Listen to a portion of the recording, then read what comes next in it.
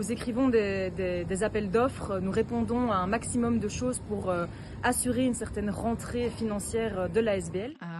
On travaille aussi sur la manière dont on pourrait mutualiser certaines choses entre ASBL pour se renforcer. Et le climat vraiment d'entraide et de convivialité au sein des secteurs associatifs est vraiment clé pour tenir le coup. Très concrètement, elles doivent réfléchir à comment réagir face à ces difficultés de trésorerie. Deux possibilités s'offrent à elles, soit diminuer l'offre et parfois diminuer l'emploi, soit essayer de trouver d'autres types de recettes. Pour trouver d'autres types de recettes, les ASBL se tournent vers les banques pour demander des crédits ponts, mais malheureusement, ces banques parfois refusent d'octroyer des crédits ponts par manque de garantie. Alors, on tient le coup, si on parle du point de vue financier, on tient le coup grâce aux dons que nos donateurs ont la gentillesse et la générosité de nous faire. Après, on se concentre sur nos missions, on essaie de faire des économies partout où on peut le faire.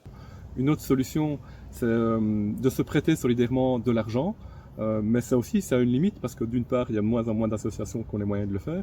Et puis d'autre part, on ne prête que quand il y a la garantie de recevoir les subsides. Et pour cela, il faut qu'il soit garanti et c'est de moins en moins le cas aussi. Après, on a également adapté les temps de travail pour répondre aux problèmes d'indexation des salaires. En mutualisant les forces du tissu associatif et puis par la créativité, on peut continuer à développer des projets qui font réellement la différence pour la population.